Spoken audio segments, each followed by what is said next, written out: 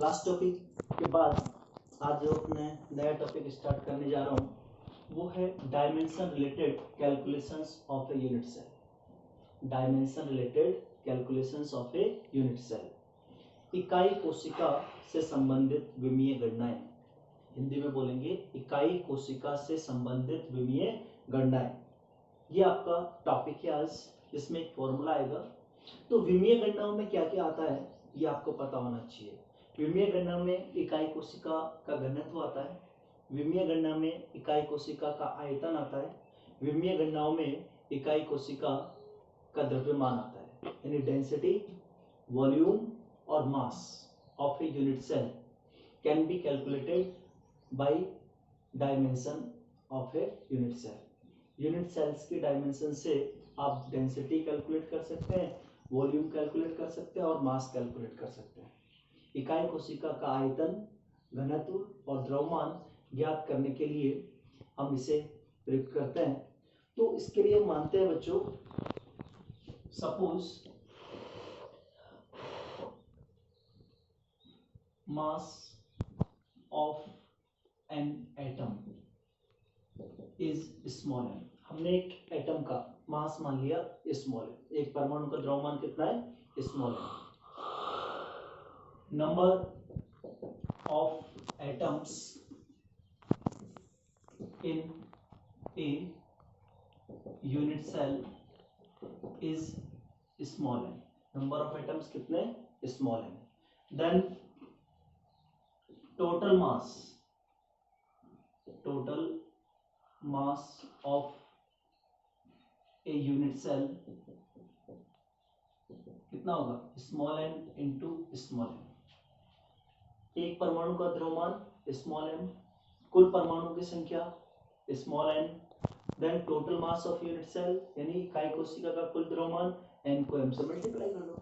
आगे ये इकाई कोशिका का द्रव्यमान आ गया। फिर हम मानते हैं if edge of unit cell is small A, edge का mean unit cell, edge of unit cell, तो एज का मीन होता है भुजा। हिंदी में क्या कहेंगे भुजा।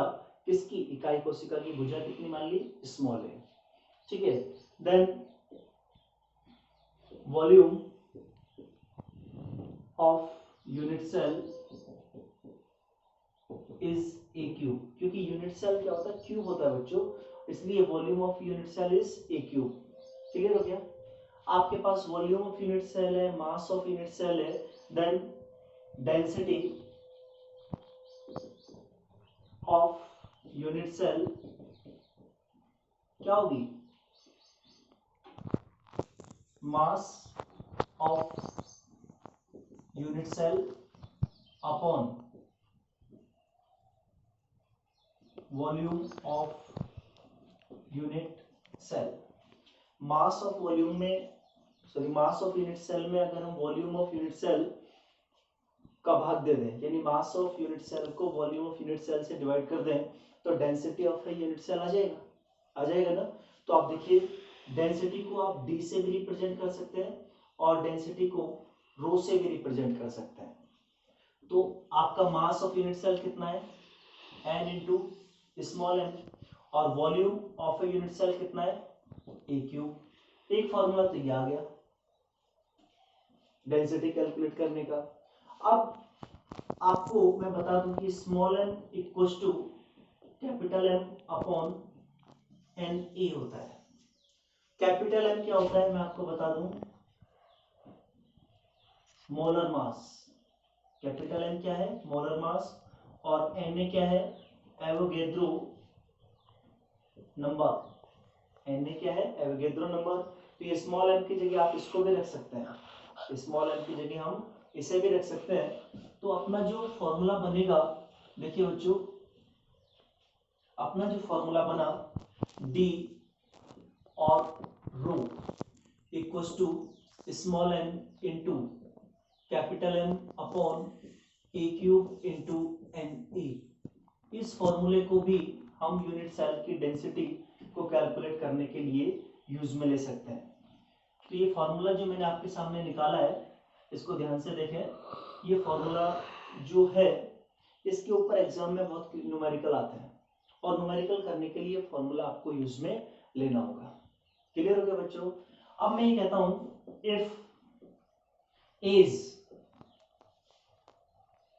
Of unit cell is a picometre, आपको किसमें गिवन है? पिकोमीटर में गिवन है। मान लो मैंने ए पिकोमीटर लिख दिया, तो बेटा अगर आपको मान लो डेंसिटी सेंटीमीटर में कैलकुलेट करनी है तो आप क्या लिखेंगे? आप इसको a इंटू 10⁻⁻10 सेंटीमीटर लिख सकते हैं। अभी सेंटीमीटर में बदल गया। या फिर आप सिंपल से ऐसे ध्यान रखें कि 1 picometre equals to 10⁻⁻10 centimetre, 1 picometre equals to 10⁻⁻12 metre and 1 angstrom equals to 10⁻⁻8 centimetre. ये आपको पता होना चाहिए कि 1 पिकोमीटर 10⁻⁻10 सेंटीमीटर के इक्वल होता है, 1 पिकोमीटर इक्वल्स टू 10⁻⁻12 मीटर के इक्वल होता है और 1 एंगस्ट्रॉम इक्वल्स टू 10⁻⁸ सेंटीमीटर के इक्वल होता है। क्लियर हुआ ये टॉपिक? ये फॉर्मूला है जिसपे न्यूमेरिकल्स आते हैं। एक न्यूमेरिकल मैं अभी आपको बताता हूँ कि वो न्यूमेरिकल क्या है। न्यूमेरिकल ध्यान से सुनना बच्चों। अपना जो न्यूमेरिकल है वो ये है कि copper is crystallises in FCC lattice. Copper is crystallises in FCC lattice if the age of core is 3.61 into 10⁻⁻8 centimeter, 3.61 into 10⁻⁻8 centimeter, then calculate its density। Hindi में सुनिए, कॉपर एब्सिसी लैटिस में एब्सिसी संरचना बनाता है। ये याद है कि कॉपर कौन सी संरचना बनाता है? एफसीसी या सीसीपी भी कह सकते हैं। और उसकी जो भुजा की लंबाई है वो कितनी है? 3.61 गुणा 10⁻⁻8 सेंटीमीटर। क्लियर? तो आपको इस इकाई कोशिका का घनत्व ज्ञात करना है। तो सॉल्यूशन देखिए, एग्जांपल न्यूमेरिकल सुन लिया होगा आपने, नोट्स में है, वहां से आप देख सकते हैं। तो मैंने कहा कॉपर की बात हो रही है, कौन सा लैटिस बनाता है? सीसीपी और एफसीसी। ये ध्यान रखना, सीसीपी और एफसीसी। इसके लिए स्मॉल एन कितना है? 4। एन क्या होता है इस फॉर्मूले में? ध्यान रखना बच्चों, एन है प्रति इकाई कोशिका परमाणुओं की संख्या, यानी number of atoms per unit cell, number of atoms in per unit cell. जैसे मैंने कैलकुलेट करना बताया था आपको, तो सीसीपी एफसीसी में कितना होता है? 4। ठीक है। एम क्या है? मोलर मास, और कॉपर का मोलर मास होता है 63.5 ग्राम पर मोल, 63.5 ग्राम पर मोल, 63.5 ग्राम पर मोल। कैपिटल एम हो गया। और आपको क्या दिया हुआ है? एक गिवन 3.61 इंटू 10⁻⁻8 सेंटीमीटर। और एन ए एवोगैड्रो नंबर आप जानते हैं 6.022 इंटू 10⁻23 ये सारी वैल्यूज मैंने आपके सामने यहाँ पे रख दी है। आप इन वैल्यूज को इस फॉर्मूले में पुट करें और अपनी डेंसिटी निकाल सकते हैं। तो D इक्वल्स टू N की वैल्यू 4 इंटू M की वैल्यू है 63.5 अपॉन A की वैल्यू है 3.61 का क्यूब इंटू 10⁻⁻8 का भी क्यूब कर दें। अब ये किसमें है? सेंटीमीटर क्यूब में, into Avogadro, into Avogadro number कितना है? 6.022 इंटू 10⁻23। ये मैंने वैल्यूज रख दी है। इसको यदि हम सॉल्व करते हैं बच्चों, इसको यदि हम सॉल्व करते हैं तो आपका आंसर निकाल सकते हैं, और वो आंसर D इक्वल्स टू 8.97 ग्राम पर सेंटीमीटर क्यूब। 8.97 ग्राम पर सेंटीमीटर क्यूब, ये आपका आंसर आ जाएगा। ऐसे न्यूमेरिकल आपको बहुत सारे मिलेंगे उन सारे न्यूमेरिकल्स को आप सोल्व करें, ठीक है। और जो प्रॉब्लम आए वो आप मुझसे शेयर कर सकते हैं। एक तो टॉपिक ये था आज का, एक मैं अलग से टॉपिक लेने जा रहा हूँ इसी का, जिसपे भी न्यूमेरिकल्स हैं। तो वो टॉपिक जो हमारा है वो आ रहा है बच्चों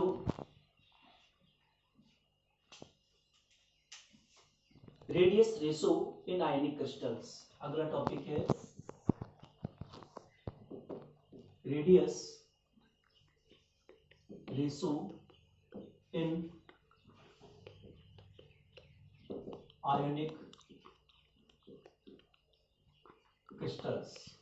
रेडियस रेशो इन आयनिक क्रिस्टल्स, हिंदी में बोले तो आयनिक क्रिस्टलों में त्रिज्य अनुपात।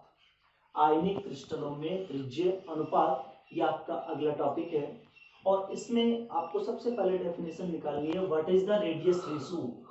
रेडियस रेशो क्या होता है, तो ध्यान से सुनिए। रेडियस रेशो का मीन होता है बेटा ratio of radii of cation and anion. Radius ratio of radius of cation and anion is called radius ratio. दोबारा सुन ले, ratio of radii of cation or anion is called radius ratio in ionic crystals। यानी किसी भी आयनिक crystal में धनायन और ऋणायन की त्रिज्याओं का जो अनुपात होता है उसे हम कहते हैं रेडियस रेशो। रेडियस रेशो को शॉर्ट में मैं लिख रहा हूं आर। रेडियस रेशो ये हो गया R plus upon R minus, ये फॉर्मूला है R plus upon R minus. ये आपको ध्यान रखना है, फॉर्मूला है और इस पे भी न्यूमेरिकल्स एग्जाम में आते हैं। अब मैं एक छोटा सा टेबल आपके सामने बना रहा हूँ, यहाँ पर मैं रेडियस रेशो लिख रहा हूँ।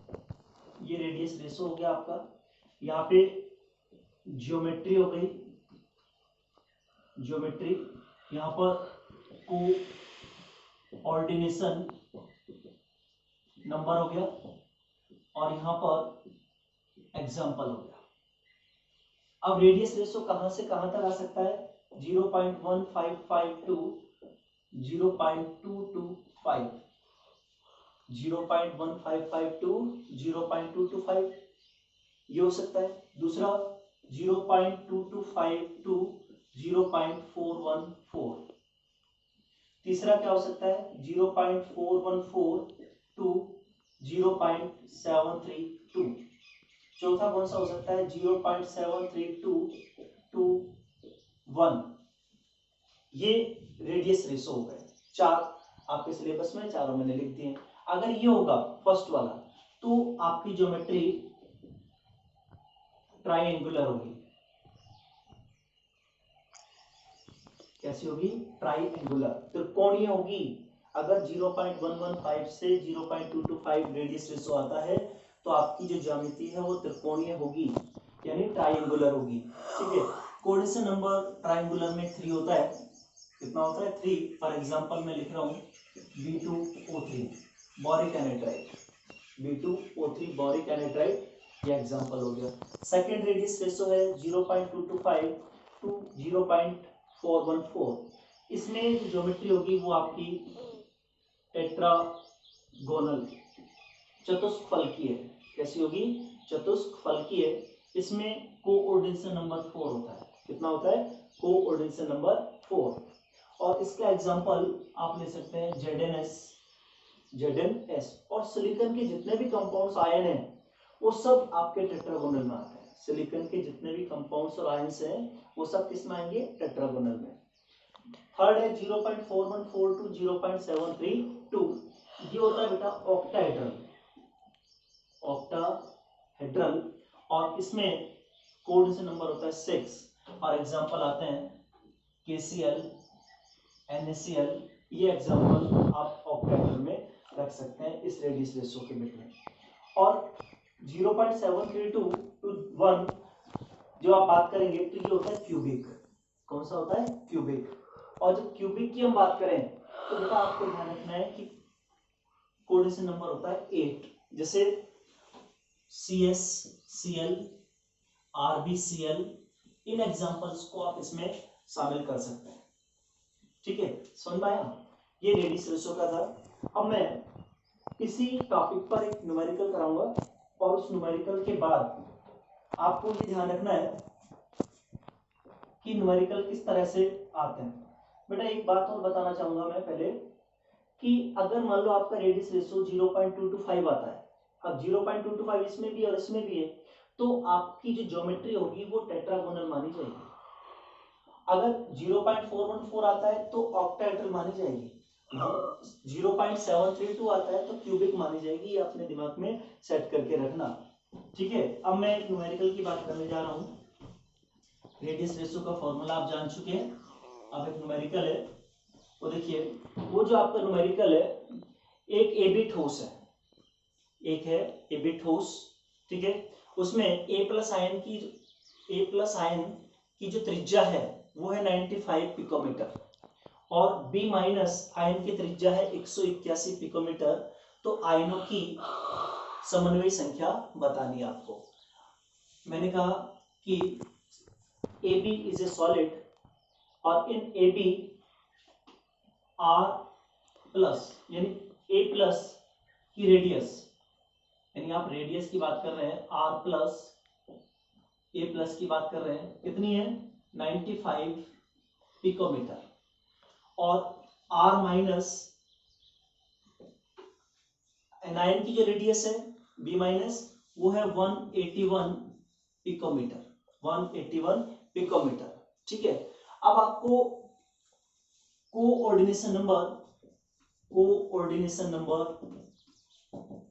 कैलकुलेट करना है। एनायन की त्रिज्या दी हुई है, ऋणायन की त्रिज्या दी हुई है और आपको समन्वय संख्या ज्ञात करनी है। क्या ज्ञात करनी है? समन्वय संख्या। और आपका फॉर्मूला है R is equal to R plus upon R minus. तो R is equal to R plus की वैल्यू 95 अपॉन 181, ये वैल्यूज रख दी। अब जब ये वैल्यूज रखेंगे तो आपका आंसर कितना आएगा ये बताना है आपका। तो ये आएगा 0.524, ये लगभग आंसर आ जाएगा 0.524, ये अपन मान सकते हैं। R की वैल्यू कितनी आ गई 0.524। अब आपको बताना है कि इसका कोऑर्डिनेशन नंबर कितना है, समन्वय संख्या कितनी है। तो बेटा समन्वय संख्या किसके बीच में आता है? 0.4142 0.732, 0.4142 0.732 के बीच में आ रहा है। तो ये इसमें ज्योमेट्री कैसी होगी? ऑक्टाहेड्रल, अष्टफलकीय। और जब अष्टफलकीय होगी तो बेटा डेफिनेटली उसमें समन्वय संख्या कितनी होगी? 6। समन्वय संख्या कितनी होगी? 6। तो ये इस तरह के न्यूमेरिकल्स भी रेडियस रेशियो पे आ सकते हैं। अगर आपको ये टॉपिक पसंद आया हो तो लाइक कीजिए, सब्सक्राइब करो। Thank you.